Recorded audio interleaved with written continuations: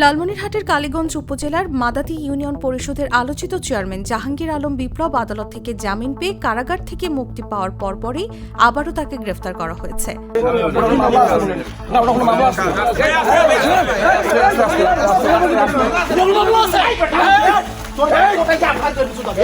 প্রত্যক্ষদর্শীরা জানান, জামিনের কাগজপত্র যাচাই বাছাই শেষে আজ সকালে কারামুক্ত হন জাহাঙ্গীর আলম বিপ্লব। জেলগেটে তার আইনজীবী ও আপন ভাই অ্যাডভোকেট হুমায়ুন কবির কাজল সহ সমর্থকরা তাকে অভ্যর্থনা জানিয়ে গাড়ির দিকে নিয়ে যাচ্ছিলেন। ঠিক সেই মুহূর্তে ডিবি পুলিশের একটি দল তাদের পথ আটকে দেয়। এরপর পাশ থেকে আরও ৩ জন পোশাকধারী ডিবি পুলিশ সদস্য এসে তাকে টেনে হিঁচড়ে পুলিশের গাড়িতে তুলতে শুরু করেন।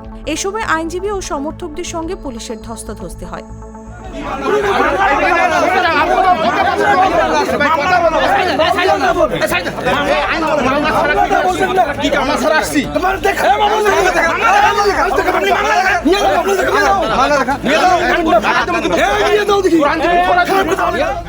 এর আগে গত ১২ মার্চ রাতে নিজ বাসভবন থেকে সন্ত্রাস বিরোধী আইনের একটি মামলায় অজ্ঞাতনামা আসামি হিসেবে জাহাঙ্গীর আলম বিপ্লবকে গ্রেফতার করেছিল কালীগঞ্জ থানা পুলিশ।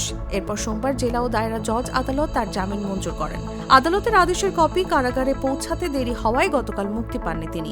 আজ সকালে মুক্তি পাওয়ার কয়েক মুহূর্তের মধ্যেই ডিবি পুলিশ তাকে পুনরায় গ্রেফতার করে। এদিকে চেয়ারম্যানের আইনজীবী অ্যাডভোকেট হুমায়ুন কবির কাজল অভিযোগ করে বলেন, ২০২৫ সালের একটি সন্ত্রাস বিরোধী আইনের মামলায় অজ্ঞাতনামা আসামি হিসেবে তাকে হয়রানি করা হচ্ছে। গতকাল বিজ্ঞ দায়রা জজ থেকে জামিনে মুক্তি লাভ করেন। আজকে তার জেলগেট দিয়ে বাইর হবে। এই মুহূর্তে ডিবি পুলিশ তাকে জোরপূর্বক হয়ে উঠে নিল এবং তারপর আমি যখন জানতে চাই যে তার কোনো পূর্বে কোনো মামলা আছে কিনা, তিনি বললো যে তারা কোনো মামলার কোনো কাগজ দেখাতে পারলো না এবং তার জোরপূর্বক হয়ে তাদেরকে সে মাইক্রোফাইজ থেকে নিয়ে গেল। শুধুমাত্র তাকে হয়রানি করার উদ্দেশ্যে এবং রাজনৈতিক কারণে তাকে আজকে তারা ডিবি কাস্টডিতে নিয়ে গেল। লালমনিরহাট জেলা গোয়েন্দা শাখার ভারপ্রাপ্ত কর্মকর্তা সাদ ইসলাম গ্রেফতারের বিষয়টি নিশ্চিত করেছেন। তবে তাৎক্ষণিকভাবে তাকে কোন মামলায় গ্রেফতার দেখানো হয়েছে তা স্পষ্ট করেননি তিনি। ওসি জানান, কোন মামলায় তাকে গ্রেফতার করা হয়েছে তা পরবর্তী সময়ে বিস্তারিত জানানো হবে।